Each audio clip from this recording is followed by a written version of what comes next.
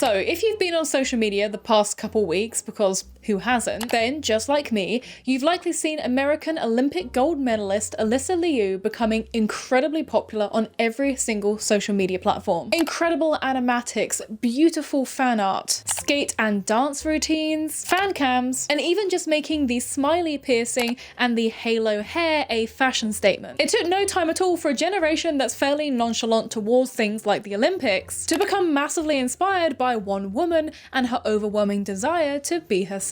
A message that we hear a lot, especially in the Disney-esque world of fantasy, but one that most of us don't get to live in our day-to-day lives. It's easy to say be yourself when you're not having to clock into your 9-to-5 job, or when you're having to go to a school where maybe you don't feel like you fit in. And it got me thinking, why have people, especially women, taken so strongly to Olympians such as Alyssa and Amber Glenn? The Olympics have always had wonderful athletes and women competing, so why is it such a big thing this year? And I guess then it clicked. Right now we're living in a genuinely pretty scary time. We're witnessing the beginning of a brand new war helmed by a man that still uses Maybelline's Dream Matte Mousse. As women, we are being subjected to insane amounts of subversive and overt pressure to adhere to this 2000s-esque level of skinny. All these body positive influencers and entertainers suddenly wanting to adjust things about themselves, often in line with Eurocentric beauty standards. All of this being a privilege that usually comes with the ability of wealth and an abundance of time, or even just the use of injectables like Ozempic and Manjaro. Demonic little diet apps such as BitePal continue to advertise their Tamagotchi-esque style dieting system, actively targeting women in particular,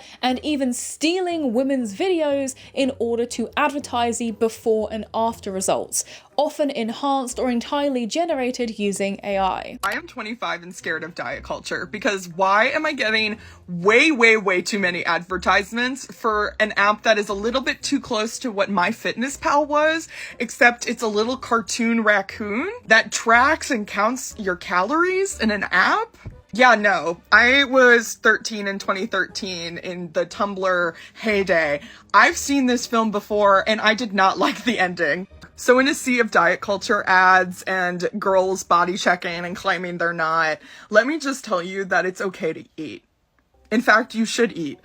And that's me telling myself that as well, because 2013 Tumblr did a number on a lot of us. Skinny Talk, a subject I covered in full last year, has a whole section about BitePal, and I recommend that you watch it after this video. I think over the last few years, collectively as women, we've become more aware of our autonomy, the threats against it, and our desire to carve a life that sparks joy for us individually. We're starting to realize that we in fact don't have to be palatable, polite, controlled or passive, and that in fact being autonomous, choosing things for ourselves regardless of how it fits into the nuclear family dynamic, is a direct rebellion against all of the hatred that we're seeing every single day in the news. We're returning to the promise of sisterhood that we got sold through movies and television all the way through our childhood. This message is sponsored by Raycon. Look, when it comes to traveling, as you can tell, I pretty much live in my headphones. I like to block out all of the background noise and tune into my favorite music or podcast, with a couple of my personal favorites being Creepcast and the Magnus Archives. And I clearly take after my mum because she is no different. She has made going on a long walk part of her daily routine and self-care ever since I was a kid. But unlike me, she does like to actually engage and hear the world around her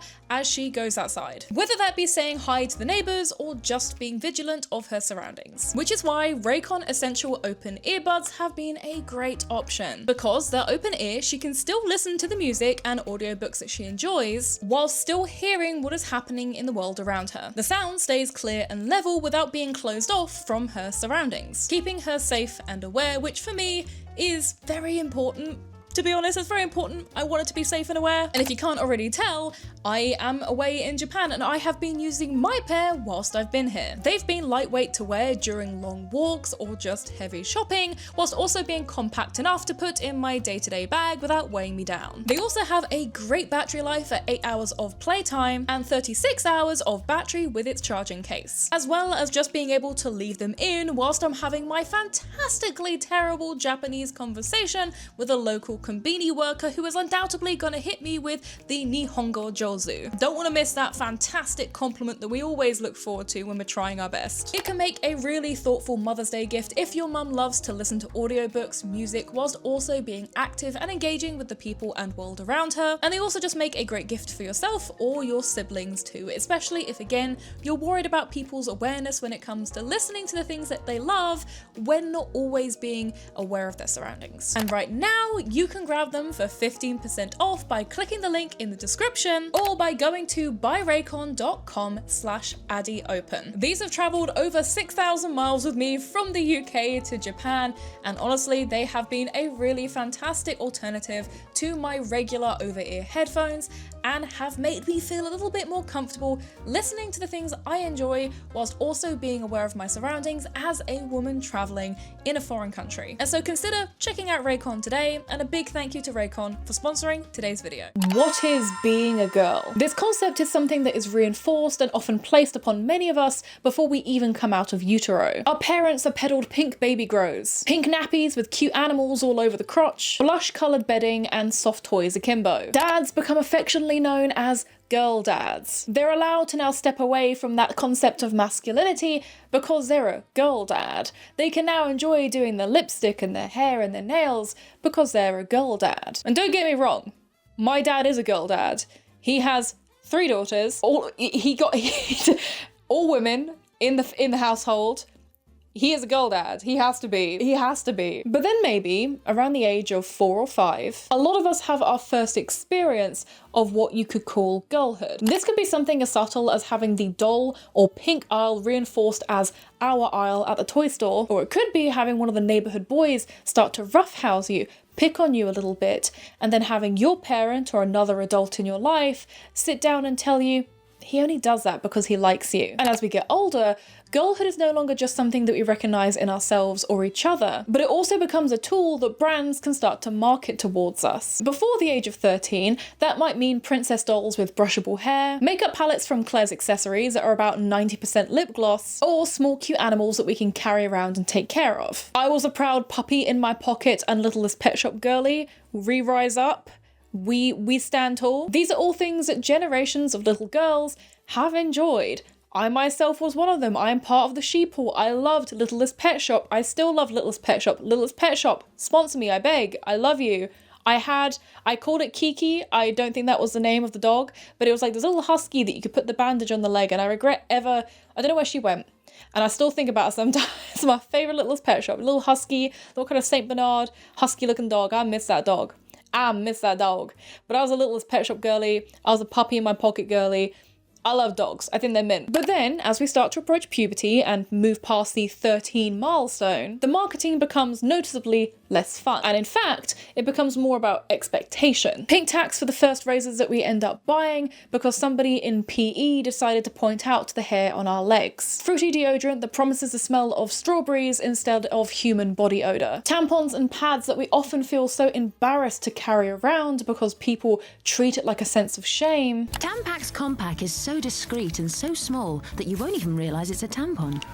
Tampax Compact, made to go unnoticed. Many YouTubers have sat and lamented about the unfairness and wrongness of girlhood, pointing out the impossible standards set at such an early and turbulent age. The pressure to be feminine, dainty, and agreeable. And to be clear, I am not saying they're wrong. Not at all. Girlhood has long been a tool that exacerbates the preconceived notions of what female friendship and relationships to be in the eyes of boys and men. Girlish sleepovers being this lesbian urban legend to teenage boys, where they assume after the standard pillow fight, all the girls get together to practice their French kissing. Terms like "I'm just a girl" being used in a self-referential and often deprecating way. Sometimes men joining in when they're depicting these more traditionally feminine values, such as doing a face mask, such as doing some skincare.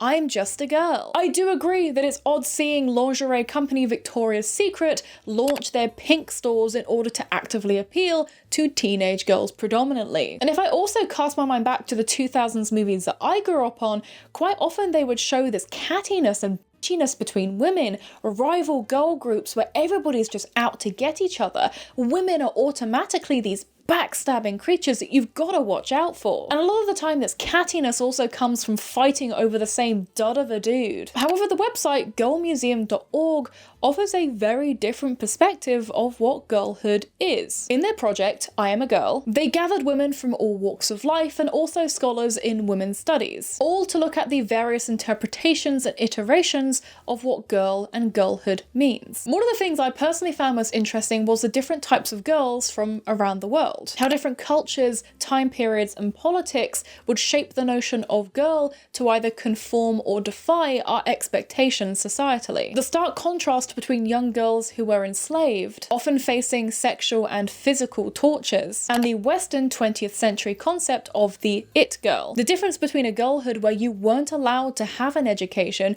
you weren't worthy of having an education, and now the modern day norm in most Western countries of having to complete school until the age of 18. Basic higher education is the standard. And equally, just the fact that girl is still a societal construct at its core. A word that can first be pinpointed back to the Middle Ages over 700 years ago, and was originally written as girl, G-Y-R-L-E, only meaning a non-specific gendered child or young person. And yet now this word has gone through hundreds and hundreds of different generations globally. What defines the beginning and the end of girlhood? What defines one entry into being considered a girl? When it comes to the trans community, I've noticed that many women go through their own cycle of girlhood. In itself an arguable puberty similar to the one that I grew up having, watching your changing body, learning who you are and who you're going to grow into, terms like skirt go spinny or the trans girl starter pack, becoming both an accepted in-joke as well as a rite of passage for many of our sisters. Dylan Mulvaney's Days of Girlhood allowed us to watch a woman transitioning in real time and exploring what it meant to be a woman, whether that be handbag shopping in an almost stereotypical Sex and the City kind of way, or having to deal with the ire and backlash of men. Men who, no matter what way you bend yourself, no matter how you shape yourself or present yourself, will dislike you because of your alignment to femininity and womanhood. Do we have to grow up with this modern capitalistic view of pink and girl in order to be accepted into it? Well, I put out a survey asking my audience what they thought of girlhood and what girlhood and the term girl meant to them. Some of the language used to describe girlhood included mean girls, puberty, gossip, TV adverts, all things that sting with an unflattering familiarity. But then other descriptions were far more positive, defining girlhood with words like imagination, warmth, laughter, joy, shiny beads, strength, wood pigeons, and sticker books. So many women and girls looked fondly back on the idea of girlhood and the freedom that it gave you to express yourself and explore the world around you, unconstrained by the adult life that we all inevitably have to grow into. In fact, when I asked the question, which term resonates with you more, my audience preferred the term girlhood, with womanhood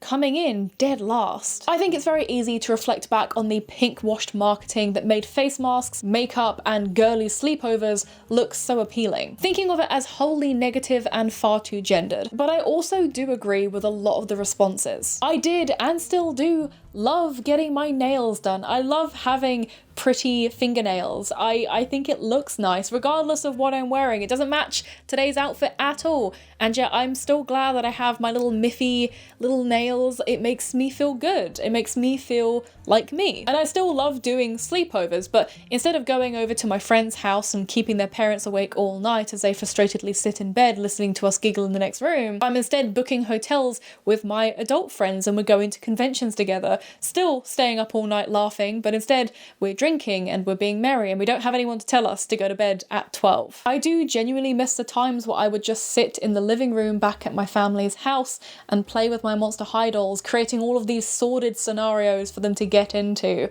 I loved it. It was freedom. And to be honest, I was more of a tomboy growing up. Living out in the boonies, I would spend most of my days outside playing in nature. I had a very old school childhood. I would just go out into the woods for a bit with some of the village kids. We'd just go out into the woods for a little bit. We'd go fishing. We'd build a log cabin. Well, not a log cabin. We'd build a fort with sticks. We'd maybe start a couple fires. Terrible idea, don't do that.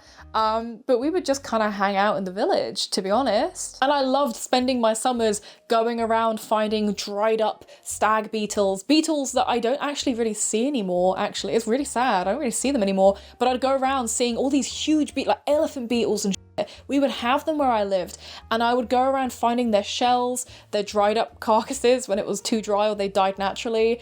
I'd pick up frogs, all the frogs. I remember one summer I was walking back with some of my friends after hanging out on like their little tiny boat on the river. It's like a teeny tiny little boat, little thing. We were walking back, and we were walking stupid amount of miles as well. I was not dressed for it. But then it was the time where the frogs start to move from where they were kind of like growing up to the big lake. And you would see this migration, I shit you not, of so many tiny frogs jumping along the road in the dead heat, trying to find water. You'd see, it was like the road was moving. There was so many. It was crazy, crazy work. I remember it so vividly. I used to love summers like that. I would go around picking up snake skins from the woods, from the little like field area, because again I was in the boonies. There were fields everywhere. It was all fields, and I would put them in my horrible science collector's tin that you would get at the beginning of the magazine series. I'd put all my little dead things, all of my little bits in that tub. I had a box of dead things, kind of like that scene with the little girl from Wolf Children where she just got a box of dead things for show and tell. I did that one time. I did that. I also used to keep bugs in my desk because I thought I liked it. I love nature. So again, I would just spend most of my time in like shorts, running around in a t-shirt, doing that stuff. I was a tomboy. I was not very girly whatsoever. But I was lucky because I didn't really have my sense of self impacted by the fact that I didn't fit this idea of femininity. I didn't feel like less of a girl because I enjoy things that didn't really align with a lot of the other girls in the village who were more focused on boyfriends and makeup, which isn't a bad thing, mind you. I'm not criticizing it, but I didn't feel like I was less of a girl because I didn't vibe with that stuff. My sense of self was just never really compromised because I didn't fit the ideal standard of femininity for a little girl. Which begs a question, I suppose. What is the difference between girlhood and womanhood, and why do we look at one so favorably and the other so poorly?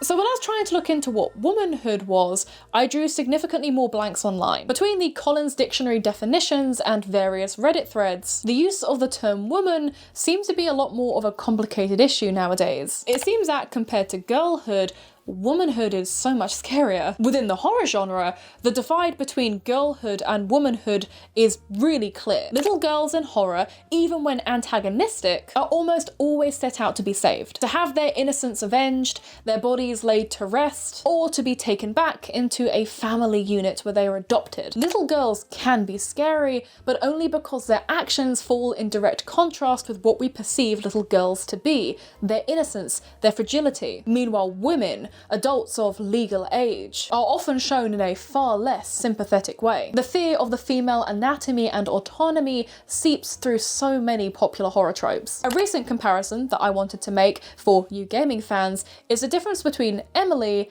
and the girl in Resident Evil 9, a game I personally really enjoyed. After Grace frees Emily, who is a young blind girl, from a locked room later in the game, Grace sets out to save her. She wants to bring her with her and free her from this hospital. And despite being locked in this room, Emily is surprisingly affectionate. She's kind, she's small, she's well-spoken, she's polite. And later, when Emily unfortunately succumbs to the T-virus, mutating into something dangerous, albeit still rather infantile looking, Leon and Grace still set out to rescue her, inevitably giving her her happy ending. However, the girl, the first primary antagonist and the first leaked antagonist for the game, plus a continual threat throughout, is only ever really seen as just a monster. Even though the girl, who is actually named Marie, is a child just like Emily. In fact, she was Emily's friend. She was one of Emily's cellmates, but just one unfortunate enough to be ravaged by the effects of the T-virus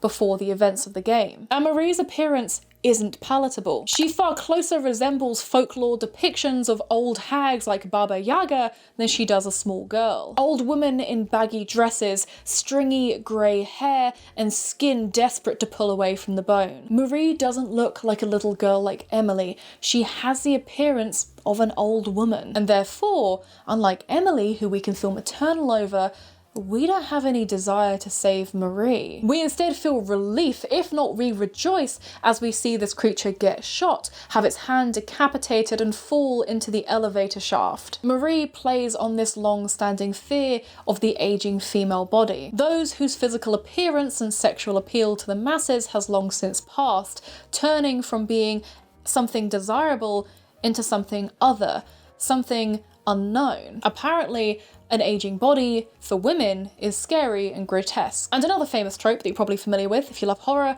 is intimacy leading to death. Sleeping with and submitting to a woman in horror, often one that is trying to seduce you, usually signals that that male lead is not long for this world. As soon as bare flesh is shown on screen, we expect our masked killer to interrupt, giving the audience a perverse glance at her exposed body before she is violently killed. The vagina dentata is a different iteration of this same trope. The idea of the monstrous feminine, teeth entombed within the soft chasm of a woman's opening, the thing that so many people lust after as soon as they know that they have access to it. These teeth being on standby to bite down and emasculate any man who dares enter. Her sexuality, her body, her autonomy, a distinct threat. And you may laugh and think, Addie, nobody really sees women like that. I mean, we love women. We bloody love them. Can't live with them. Can't live without them. But when jokes like Finn Wolfhard's SNL sketch can still go with a good laugh track behind it. The first time I learned what a woman looks like down there was on camera as well. So we have another clip, I think.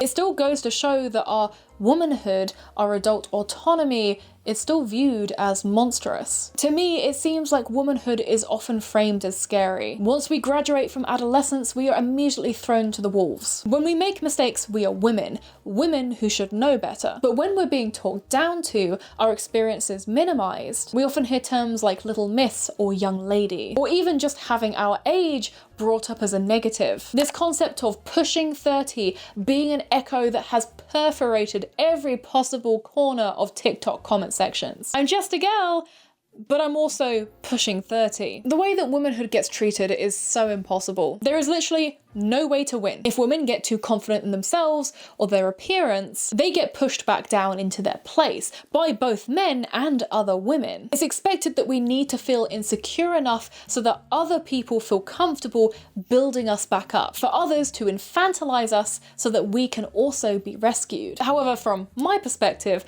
now that I'm pushing 30, I actually prefer womanhood to girlhood. Sure, the pressures of womanhood are significant and quite often paradoxical. Being a public figure who actively posts online, I'm constantly met with the whiplash of being told that I'm really pretty, but then within the next breath being told that I'm fat, chopped, and ugly. I'm irredeemably ugly unless I change every single thing about myself, at which point I'd be a sellout and a hypocrite because I would have paid to get work done. I would have given in to skinny culture or whatever else it is that you could possibly say. There's no way of changing myself to suit everyone. But equally, as a grown woman, I also still have freedom. I'm no longer a naive girl. I'm no longer a child. Once my brain clocked the miles past 25, I genuinely just started to feel better in myself. I don't know what it was. It was like a fucking switch flipped. I genuinely do think I look so much better now than I did at 20 or 18 or even 16. And I think that's just because I know who I am more. I feel more confident in myself and I feel less reliant on the validation of other people.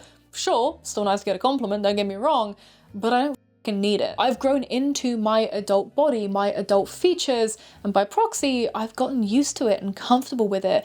I'm at peace with the fact that this is just what I look like and how I'm built. I make choices with how I dress and how I look and how I do my hair and my makeup because I want to make myself feel good. I'm not adhering to what other people want from me. And when I look at the mirror and I smile, or I'm doing my teeth or doing my hair, I sometimes get to see my mum. I'm making it sound like she's dead. She's not. She's probably watching this video. Hi, mum. But I do. I see my mum sometimes in my face and I like that. I think that's really cool, actually, that I get to see her just by existing. And when I think of the friendships that get sold to you through girlhood, I realize that they don't just go away, they grow up with you. Girlhood is now standing in a club bathroom at 2 a.m. chatting absolute bollocks with a woman you've never met in your life about the fact that she snuck Capri Suns into her cowboy boots. That was a real thing that happened. She was very polite and nice. She kissed my hand. Thank you, diva. It's the 10 or so minutes you spend kikiing with random women on a night out, in a bathroom, giving them makeup tips and just sharing a giggle, sharing a moment, sharing a tampon sometimes. Not a used one, but a fresh one because they need it. A question for everyone in the bathroom? Yes, ma'am. Should I dump him? Yeah! It's holding your friend's hair back as she throws up, or in my case, the only time I ever got blackout drunk, my friend dedicatedly cleaning my fresh lip piercings to make sure that vomit didn't sit in them for hours and potentially cause an infection. She's a real one for that. I think I got spiked. I actually do still believe I got spiked because I do not drink like that. But you know what? Girlhood is cleaning out your friends' piercings when they're too drunk to do it and look after themselves. Big up, Kira. It's still sharing clothes, or it's going and buying a coffee for each other after you've had a bad day at work or something bad's happened and you both just want to have a sit down and a debrief. It's holidays and trips away together where you spend the whole pub quiz just laughing because you don't know anything about the topic that you're getting asked about. It's staying up when you're meant to be going to bed early, giggling in a hotel room about dumb shit. That's what girlhood turns into. It doesn't go away. It just gets better. It ages like fine wine. Like, it's great. Girlhood doesn't disappear. In my opinion, it evolves into sisterhood. It's a form of chosen family that can be fleeting as a club bathroom or could be as long-standing as your own flesh and blood. But I think girlhood's mint. Sisterhood is not really a spoken agreement. Sure, it can be as straightforward as actual siblings, or it can just be the unspoken glance that we share with a stranger on a train who seems to be having a bad day, tears running down her face. She looks up at you and you shoot over that look of, "You're good? You okay?" It's that unspoken feeling of, "I got you." Can I help you in any way? If you could take that Yes, up, I saw you struggling. I'm like, oh my gosh. I thought if it doesn't fit that way. Oh, you're the best. Thank you so You're much. welcome.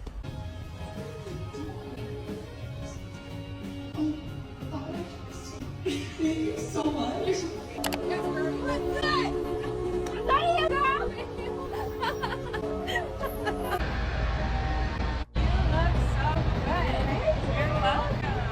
Since lockdown changed the way that we use, consume, and present ourselves on social media, this is kind of when I noticed this rise of what I'm gonna call feminine joy and pride. A digital sisterhood and corner of the internet, vocal in supporting each other, as well as sharing resources on things that are important to completely nonsensical. We're talking girl with the list, all the way to trinket unboxings. Women and girls alike decentering what they've been told about who and what they should be, and instead putting their time and energy into things that spark joy. The Barbie movie was a real milestone for this, both digitally and offline. And sure, we can't pretend that it wasn't still an advert for, at times, a controversial pink-washed toy line, but the message of the movie very openly went a lot deeper. Barbie herself being an entity so synonymous with Western girlhood and marketing, beautiful, talented, kind, and skinny. And thankfully the movie decided to do something different rather than this Disney-esque romp where Barbie and Ken have a falling out, or Barbie needs to save the world, or whatever. Like, yeah, they had elements of that, but they didn't lean into it. It wasn't like a Wreck-It Ralph 2 saves the internet with all the outdated memes that really don't hold up very well. I love Wreck-It Ralph, but that movie was a bit meh. They didn't do that. They could have done that and they didn't do that. We instead got a very human movie about a plastic doll. We all saw the 1,000,001 edits of America's fantastic speech about what it means to be a girl and a woman, highlighting the constant hypocrisies and impossible standards that children all the way to old women face. If you're too big, you're ugly and bad. But if you're too skinny, you're vain and unsexy. Being successful is vital, but overachieving is rude and thoughtless. I mean, how many movies, Devil Wears Prada, have we seen where whereby a confident, successful woman ends up getting talked down from her promising career, from something that she's clearly very good and talented at, a lifestyle that maybe she really enjoys, all because she actually needs to settle down with a man. She actually needs a family unit. She didn't realize it at first, but she can't actually have it all. She can't have it all. Instead, she should settle down with Mike in the Irish countryside in his cottage and take up farm work, instead of, you know, being the head of a magazine in New York that she really loved up until he met her halfway through the movie. It's this constant focus on women needing to nurture their relationships with men and other people in these films, often giving up the things that they clearly cared about or worked very hard for in order to do so. It feels so propagandary. Like, God forbid a woman is successful and single and quite happy about it. I always loved Samantha from Sex and the City. Samantha was my kind of girl. I liked Samantha. I haven't even watched that much of Sex and the City, but you know what? Hell yeah. Hell yeah, I like Samantha. She's the best one. She's the best one out of the damn bunch. She was great. She was the cool one. She's so cool. She reminds me of my aunt.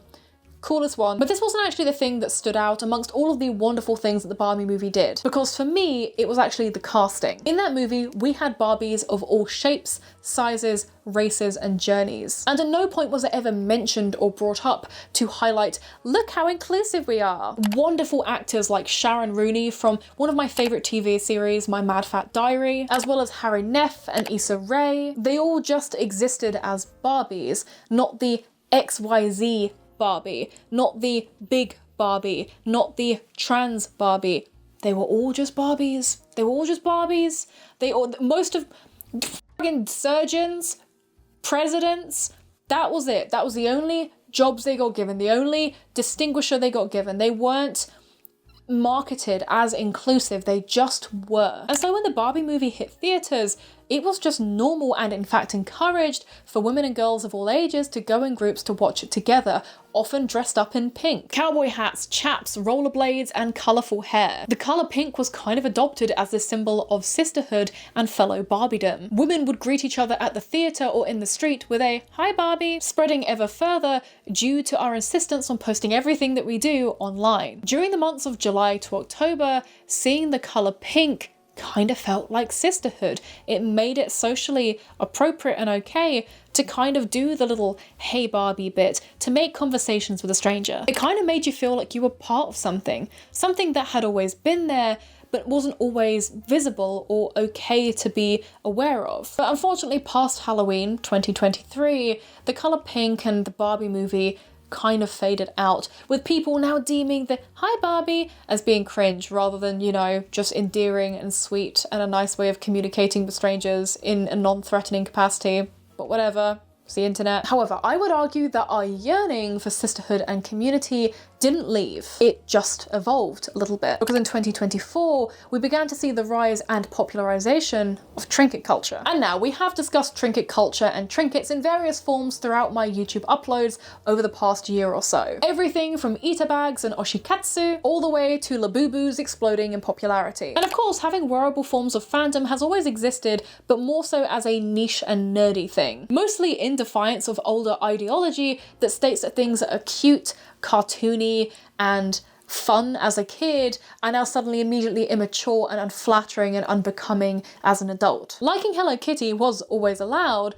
but pre-2020, if you had a bedroom full of Hello Kitty, you'd probably have your parents coming over to ask you, when you gonna grow up? When you gonna grow out of this? But in 2024, en masse, we began following the lead of Asia, instead finding ways of making things that we liked into a practical and wearable form of everyday accessorizing. A visual nod to who we were outside of the constraints of school or work. Minisos and pop marks began to really go up in popularity around this time too. Sure, they were always popular, but they really went up in popularity, opening more and more stores, especially here in the UK, to try and meet demand. And it became not only socially acceptable to buy a Sunny Angel, but it even became a group activity. Videos online began to circulate and gain viral attention of women coming together, either as strangers or friends, to go and buy these blind boxes, Sunny Angels, Labubus, Skull Panda, as a group, and then unbox them all together, teaming up to film their either elation or commiserations,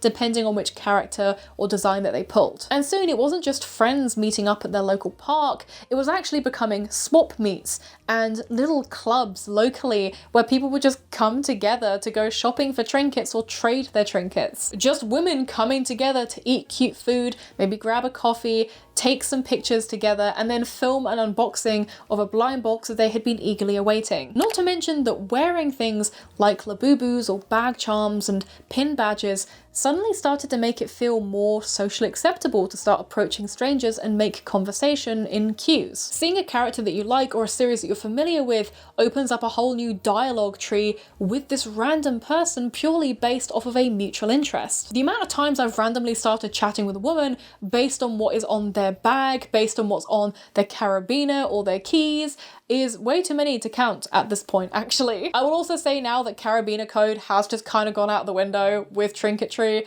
Everybody has a carabiner, everybody's wearing stuff on their belt loops, which is fine. That's cool, I do like it. But obviously it's now quite confusing. It's quite confusing because are you wearing a carabiner in that way? Or you just having fun with it? You just having fun with that, girly? Okay. Now again, it is impossible to ignore the typically over-capitalistic tendencies of when things like trinketry become trendy. The way that people, both men and women, were behaving over labubus is quite literally insane, considering that so many people could not give a single solitary about labubus anymore. It can be hard to know how sincere something like this is to somebody when their motivation is just posting it online first. But I will say that the idea of quizzing somebody on their knowledge about something that they've got on their bag or their belt loop does just come across as that sweaty gatekeeper behavior when men approach women randomly and go, okay, well, I see you're a bit, you got a fan of that? Me too. Name five albums. They did that, I think a guy did that to Jenny Nicholson. I love Jenny Nicholson's videos, big up Jenny. There was one video and I can't remember which one it was. I don't think it was the Spider Quest one where she was going to get Aragog. But it was like a guy approached her at a random shop and was just quizzing her on her enjoyment of a thing, and it was just embarrassing work. It comes off as embarrassing. I don't think you should be doing that. Stuff like Chikawa is really popular at the minute, and I think it's embarrassing when people try and quiz people on Chikawa as if it's like this really deep thing. As if it's this really deep thing when like it's just very cute little manga with some English translations for the anime.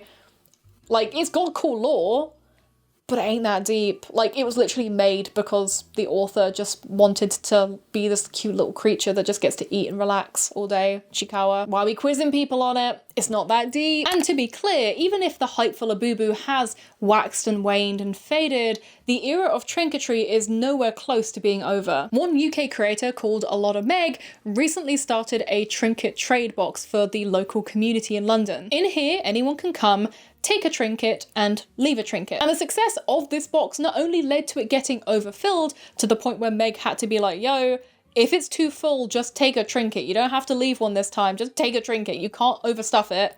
As well as inspiring other people to also create their own trinket trade boxes for their local communities too. All inspired by the success of Meg's one. And although there's been a couple little snags in the road with one of the trinket boxes, I believe it was Meg's original box, getting a little bit bashed up, hopefully not due to one bad apple, but you never know. But generally speaking, so far, these trinket boxes, these trinket trade hubs have remained being a very kind of like trust etiquette space. People have respected the rules of the trinket trade box. People are taking a trinket, they're leaving a trinket. People even traveling out of their way to go visit these trinket trade boxes in order to gift give with a stranger. And even outside of these trinket boxes, I've noticed a rise in spaces for women created by women. Book clubs, baking clubs, charm making workshops, pottery painting and coffee afternoons. All of these often being free or just the cost of the activity depending on what you're doing. For women who may have moved to a new area without a lot of friends,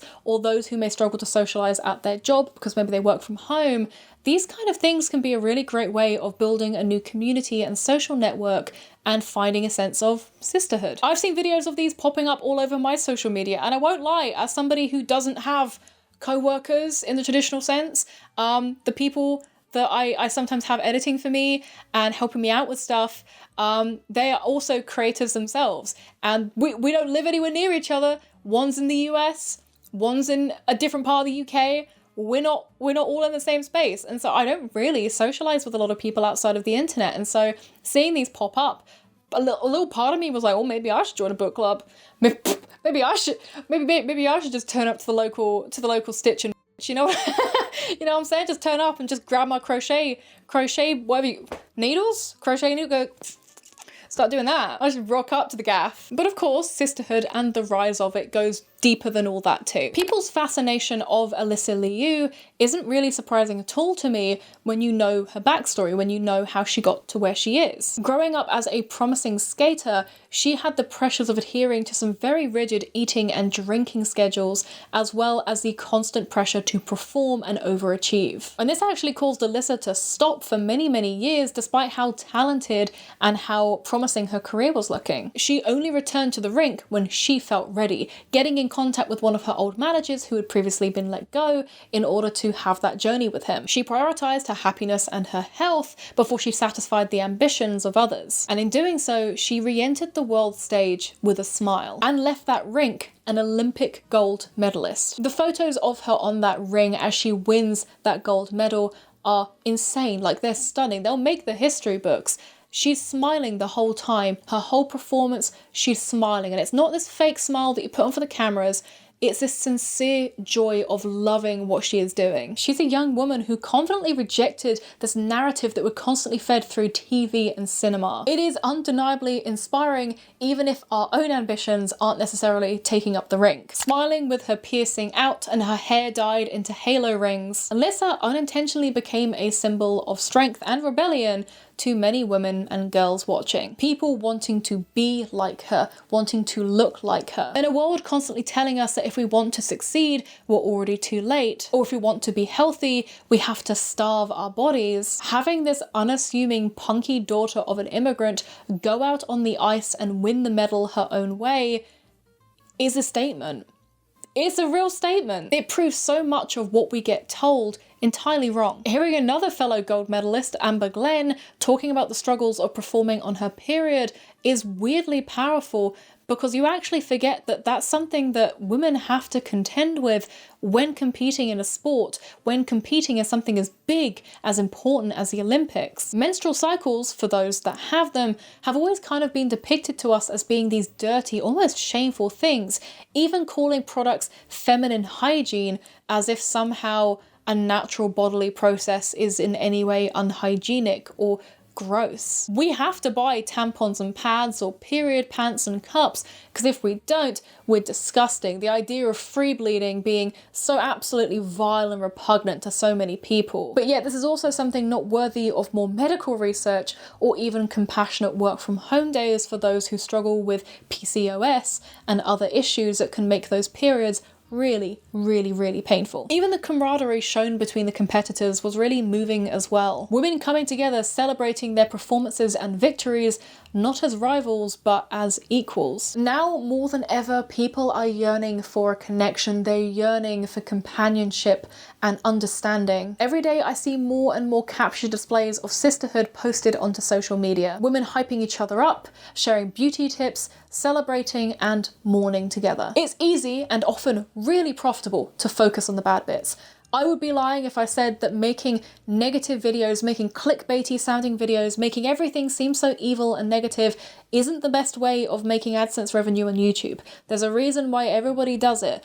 That's the way that you get viewership. For whatever reason, bad news sells. Good news is just another day. Everything is overconsumption, everyone is depressed, and sure, there's an element of truth to that. But I do genuinely believe that with the rise of alt-right ideology and anti-woman rhetoric, hope is the best weapon that we have. Smiling in the face of adversity, living your life and your truth unapologetically is powerful. Post your sweet treat on Instagram. Take a picture of your name on a coffee cup. Sleep in your makeup if you're tired. It's not going to immediately age you.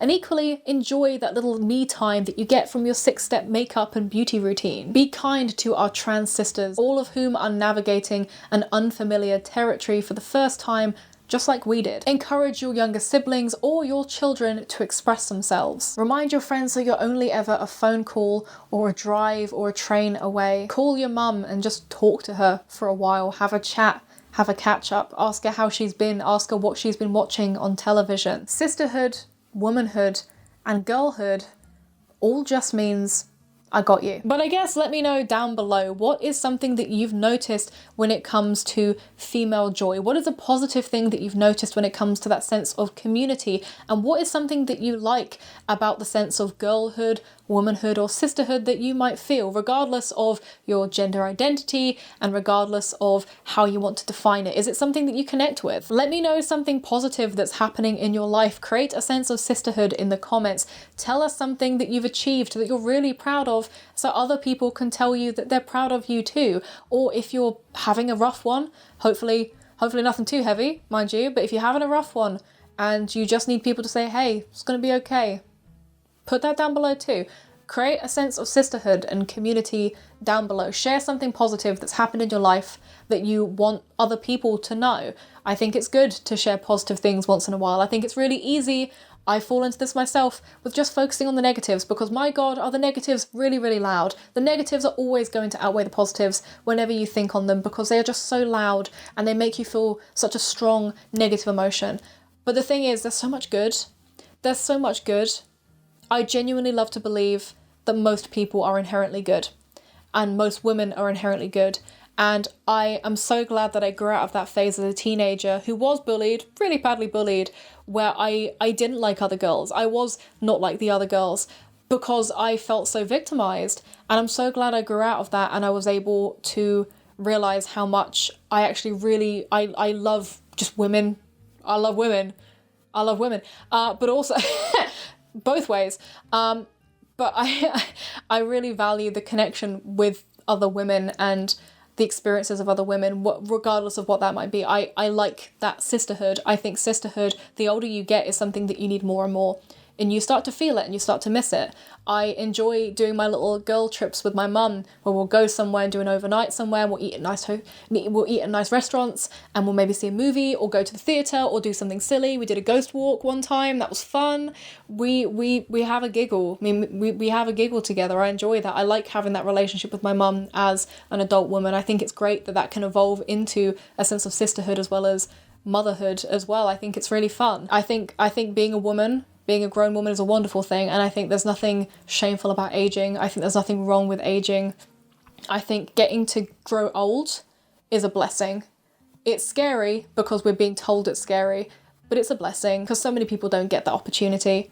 And I think it's important that we remember how lucky we are that we get to grow old with our friends and we get to have these experiences with people who love us and turn up for us. That's very gay, isn't it? I'm gonna stop that. Sorry, emotions. Sorry, I'm sick of myself. And once again, I want to thank my wonderful patrons. We've got the lovely Otaku tier patrons on screen, and we have our Oshia tier members, who are Nina Hopkins, Falky Gone Missing, Lucy, Shy Raw, Harakivo, Danny16, Sweet Misery, Meryl Lyram, Begalmar, X-Lace_Zale, CLO Armonia, Neon Ferris Wheel, Florenciaga, Cora Kitty, and Shelby. Okay, it's editing Annie here. It is currently 1 AM and I realised that I have a bunch of new Oshia tier patrons that I haven't thanked yet for joining the Patreon because I pre-recorded everything before coming away on holiday. So I want to give a big thank you to Hive Angel, Mooney, Onyx and Kira for supporting my Patreon at the Oshia level, and again a big thank you as well to the new Otaku tier patrons as well. I'll be doing my best to make sure that all of your names are included in the pre-recorded footage from this point.